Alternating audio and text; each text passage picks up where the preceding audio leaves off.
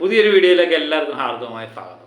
ഇപ്പോൾ കേരള കളക്ഷൻ അറിഞ്ഞു, world wide collection ദൃശ്യവുമായിട്ട് ബന്ധപ്പെട്ട് നമ്മൾ അറിഞ്ഞു. ഇനി തമിഴ്നാട്, കർണാടക കളക്ഷനാണ്. പലരും നമുക്ക് കമൻറ്റ് ചെയ്തിട്ട് ചോദിക്കാറുണ്ട്, വിളിച്ച് ചോദിക്കാറുണ്ട് അതെന്താണ്. അപ്പം അന്യനാട്ടിലെ കളക്ഷൻ അറിയാൻ വേണ്ടി ഒരു താല്പര്യമുണ്ട്. മലയാള ഫിലിം, പ്രത്യേകിച്ചും നമ്മുടെ ഒരു മലയാള സിനിമ അന്യനാട്ടിൽ പോയി അവിടെ കോൾഡൊക്കെ സൃഷ്ടിക്കുക എന്നൊക്കെ പറയുമ്പോൾ നമുക്ക് പ്രത്യേക ഒരു ലഹരിയല്ലേ. അതുപോലെ നമുക്കൊരു രോമാഞ്ചം അത് തന്നെയാണ് എല്ലാവരുടെയും വാക്കുകളിൽ നിന്നും നമുക്ക് മനസ്സിലാകുന്നത്. അപ്പോൾ ഇന്നലത്തെ അപേക്ഷിച്ച് കർണാടകത്തിൽ നിന്നും തമിഴ്നാട്ടിൽ നിന്നും ഒക്കെ ഞായറാഴ്ച അപേക്ഷിച്ച് തിങ്കളാഴ്ച കളക്ഷൻ കുറവായിരുന്നു. അത് നമുക്കറിയാം, വർക്കിംഗ് ഡേ ആണ്. ഇനി ഞായറാഴ്ചയും ശനിയാഴ്ചയൊക്കെ കത്തിക്കയറും, പെരുന്നാൾ ദിനത്തിൽ കത്തിക്കയറാനുള്ള സാധ്യതയുണ്ട്. നേരത്തെ പോലെ കർണാടക കളക്ഷൻ എന്ന് പറഞ്ഞാൽ ലാലേട്ടൻ ചിത്രങ്ങൾക്ക് മികച്ച രീതിയിലുള്ള കളക്ഷൻ ഉണ്ടാകുന്നത്. പക്ഷേ ഈ മാതിരി ഒരു കളക്ഷൻ ആദ്യമായിട്ടാണ് എന്നാണ് എനിക്ക് തോന്നുന്നത്. കാരണം ചിത്രം ഇറങ്ങുന്നതിന് മുമ്പ് തന്നെ വമ്പൻ കളക്ഷനാണ് കർണാടകത്തിൽ ഉണ്ടായിക്കൊണ്ടേയിരിക്കുന്നത്. ഇതിനൊരു പ്രത്യേകത കൂടിയുണ്ട്.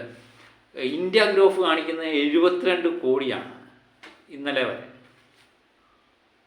പക്ഷേ കേരള കളക്ഷൻ 45 കോടി 41 ലക്ഷമാണ്. അതിനകത്ത് 26 കോടി 59 ലക്ഷം ഇന്ത്യയിലെ മറ്റ് സംസ്ഥാനങ്ങളിൽ നിന്ന് ഈ ചിത്രം മാറിക്കൂട്ടി എന്നുള്ളതാണ്. 5 ദിവസമായുള്ള ചിത്രം, അതാണ് എൻ്റെ പ്രത്യേകത. കർണാടകത്തിൽ നിന്ന്, ആന്ധ്രയിൽ നിന്ന് ഇന്നലെ നേടിയത് 74 ലക്ഷം രൂപയാണ്. അത് 6 കോടി 39 ലക്ഷത്തിലേക്ക് മാറുന്നു. തമിഴ്നാട്ടിൽ നിന്ന് 52 ലക്ഷം കളക്ട് ചെയ്ത ചിത്രം 5 കോടി 67 ലക്ഷത്തിലേക്ക് മാറുന്നു. കർണാടകത്തിൽ നിന്ന് വളരെ കുറവായിരുന്നു, 60 ലക്ഷം മാത്രമേ കളക്ട് ചെയ്തുള്ളൂ. 9 കോടി 80 ലക്ഷം. ഇന്നുകൊണ്ട് കർണാടക കളക്ഷൻ 10 കോടി പിന്നിടും. ഞാൻ ഇന്നാണ് പ്രതീക്ഷിച്ചത്, ഞാൻ ഇന്നലെ തന്നെ പ്രതീക്ഷിച്ചു. പക്ഷേ ഇന്നുകൊണ്ട് കർണാടക കളക്ഷൻ 10 കോടി പിന്നിടും. റെസ്റ്റ് ഓഫ് ഇന്ത്യ ഹിന്ദി ബെൽറ്റിൽ നിന്ന് 24 ലക്ഷം രൂപയാണ് കളക്ട് ചെയ്തത്. അങ്ങനെ അവിടെ നിന്ന് 4 കോടി 73 ലക്ഷം രൂപ കളക്ട് ചെയ്തിട്ടുണ്ട് ടോട്ടൽ. അങ്ങനെ 26 കോടി 54 ലക്ഷം രൂപയാണ്, 59 ലക്ഷം രൂപയാണ് ഈ കേരളം ഒഴിച്ചുള്ള ബാക്കി സംസ്ഥാനങ്ങളിൽ നിന്ന് ഈ ചിത്രം കളക്ട് ചെയ്തിരിക്കുന്നത്. അത് ഒരാഴ്ച പോലും പിന്നിടാത്ത ചിത്രം. പിന്നെ അവധി ദിവസങ്ങളും കൂടെ വന്നാൽ തൂക്കും എന്നുള്ളത് 100% ഉറപ്പാണ്.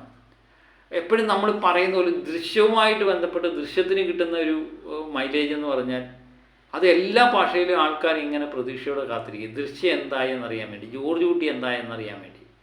അതായത് ഭാഷയിലെ സൂപ്പർ താരങ്ങളായിരുന്നു അവിടെ നായകനായിട്ടൊക്കെ വന്നുകൊണ്ടിരുന്നത്.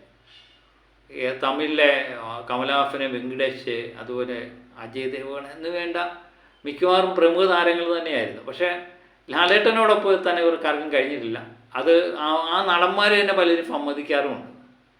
ജോർജ് കുട്ടി എന്ന് പറഞ്ഞാൽ മോഹൻലാലിലൂടെ കാണുമ്പോൾ ഉണ്ടാകുന്ന ഒരു പ്രത്യേകത അത് വേറെ ഒരു നടനിലും നമുക്ക് കാണാൻ പറ്റത്തില്ല. കലാവല്ലവനായ കമലഹാസൻ തന്നെ നമ്മുടെ ജോർജ് കുട്ടിയുടെ മുന്നിൽ തോറ്റുപോയതായിട്ട് ചരിത്രം രേഖപ്പെടുത്തി.